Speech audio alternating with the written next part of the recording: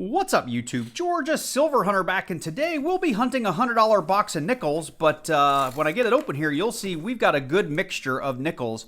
I picked up a bunch of rolls from 2 or 3 different banks. We've got 10 rolls of Brinks, we've got a bunch of customer wrapped, and I think we've got 3 or 4 rolls of Loomis nickels in here. So I'm looking forward to getting into these. I hope you are too. So let's get into it.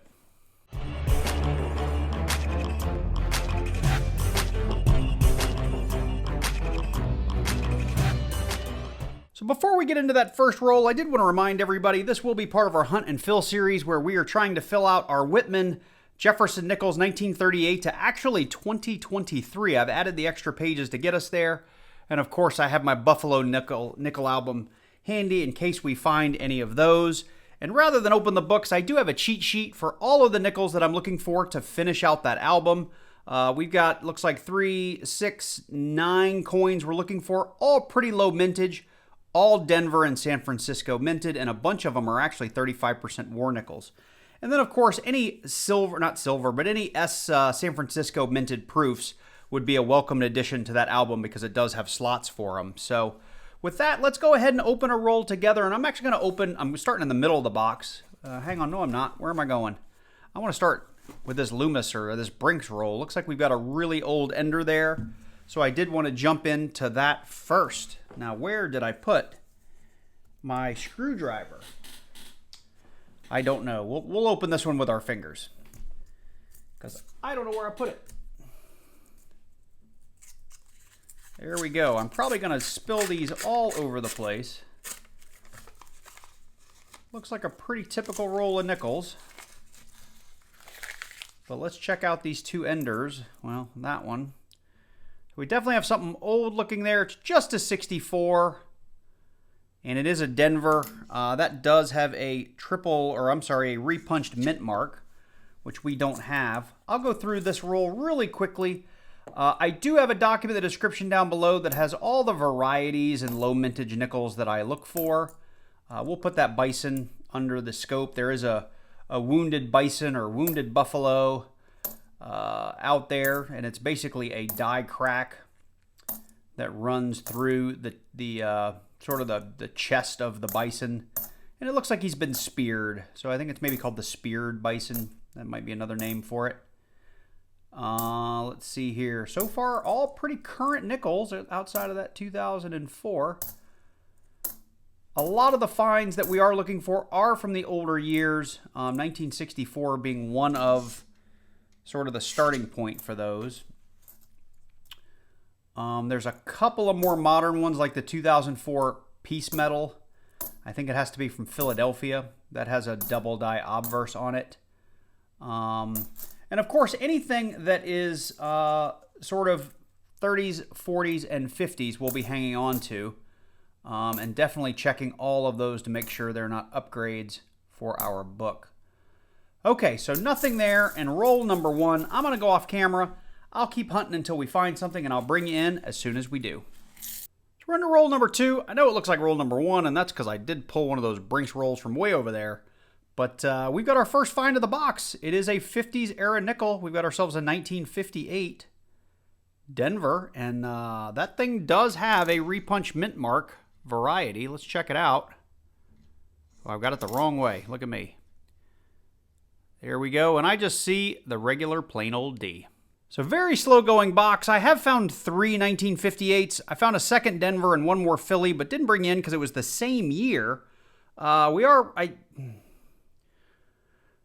we're up here on roll number 17, and it's been really slow. You can see we don't have a lot of new finds. I do have 3 1958s. I did find another Denver and a Philadelphia 58 since I last left you. But I got this roll laid out, and as I was kind of pushing it down, I did see something that jumped out at me that's not supposed to be there. And that was this guy right here. We've got ourselves a 1998 5-cent from, if I can get it in my hand right, from Canada. It's not in great shape. It is a foreign. I do enjoy finding these. I've got probably 2 or 3 rolls of them at this point. But first foreign on the box. All right, so lots of nickels into that same roll. We finally have one producing some stuff.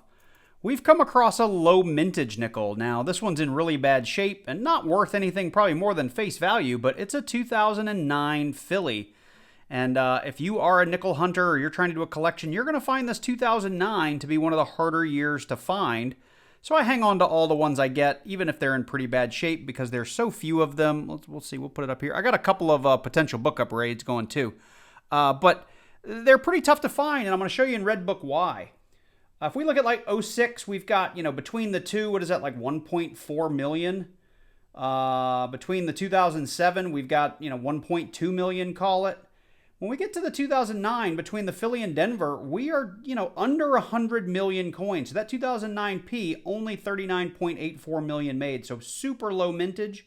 And I'll just kind of show you the rest here throughout all the other years. I mean, up in 2016, there was like 1.5 million. Here's like 1.6 million between the Philly and Denver. So super low mintage year there on the 2009 Philly and Denver. Got into roll 19, and we're most of the way through the roll, and we've got another find here. We've got the brother. I think it's the brother. We had a 2009 Denver. What was the previous one? We're going to refilm that. It was a 2009 Philly. So we're into roll 19, and we have another find here. It's actually the Denver brother of the other 2009. We had a Philly before. We've got the Denver now. So we got a pair, which is really unusual in a box. Still pretty crappy condition, but we'll hang on to it. So same roll, 4 from the end, and we've got our first 40s nickel. It's in pretty rough shape, 1948. Just by the color, I was hoping it was going to be a war nickel, but it's not. The 35% war nickel has the mint mark above the Monticello building. So anyway, first 48, I'll take it.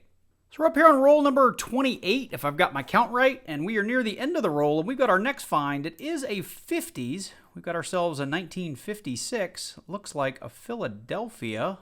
Seeing if that was a die crack or something. I think it's just a little dirt. But there you have it, 1956 Philly. So same roll, literally just 1 or 2 nickels later, we've got our next find, and it could be a semi-key date. The 1955 Philly is a semi-key date. If it's a Denver, there is a D over S variety, and this is not a bad-looking little nickel here. Let's see what we got. All right, well, we got ourselves the Denver, so let's check that mint mark, see if we have a D over S. I've never found one, so I think it has to be pretty severe, or at least you have to see most of that S, and I don't see it. So just a 1955 D. So we just got into roll number 35, and this got kind of interesting. It's been a slow hunt, but when you see something that color, you know it's going to be special. We got ourselves a 1944, 35% war nickel. And it's a Philly. You can see that mint mark there above the Monticello. I don't think I need this one because I'm really looking for all the Denvers and the San Franciscos for my album, but I will take a piece of silver any day of the week. We're all the way up here on roll number 44, and we're on our next find. It is another 50s era nickel, so unfortunately not a book filler, but we do have our 1957. Looks like a Denver. So we have reached the end of this box of nickels, and I would say it was kind of a subpar box if you were to just go by the number of finds, but I will say any box of coins that I hunt and find silver in, like this 1944 Philadelphia, is a win in my book. Now, this is only 35% silver. The nickels are not worth a whole lot of money. I will throw up the current melt value on the screen, and as of the recording of this video, silver's dropped quite a bit. It was in the mid to high 22s today, so this is worth even less today than it was yesterday. But still, it's an awesome find. Outside of that, and I didn't bring you guys in for every single one of these, we did end up with 2 foreigns. I don't think I brought you in for this 99. It was just another Canadian nickel, but we had 2. We had a pretty beat up 48. We had this 55 that we were hoping would end up being a semi-key date, but it was the Denver instead. We had a couple of 1956, I believe both Denvers. We had a 58. We had, let's see here, we had a 57. We had a couple of, do I have a 58 out of order? I do have a 58 out of order. Look at that. We had 3 58s and we had 3 59s.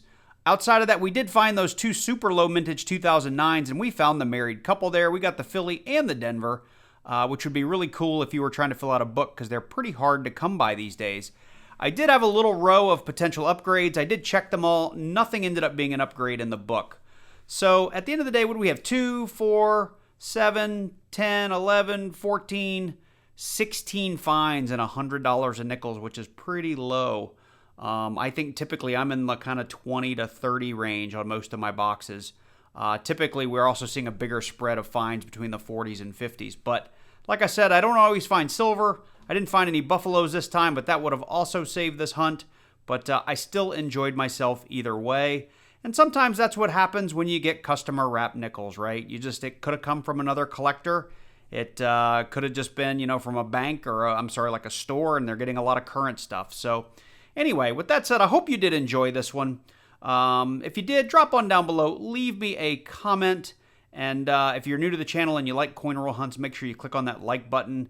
And then while you're down there, click that little subscribe button and then click the bell and select all so you get notified each and every time I do release a new video. Really appreciate it. Special shout out to all my channel members. Thank you guys so much for supporting the channel month after month.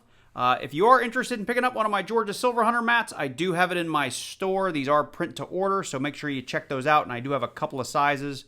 That is the small one. The smallest one, 12 by 18, but that's at gacoinsandcollectibles.com. And with that said, I hope you guys are doing well. Take care, and I look forward to seeing you in the next one.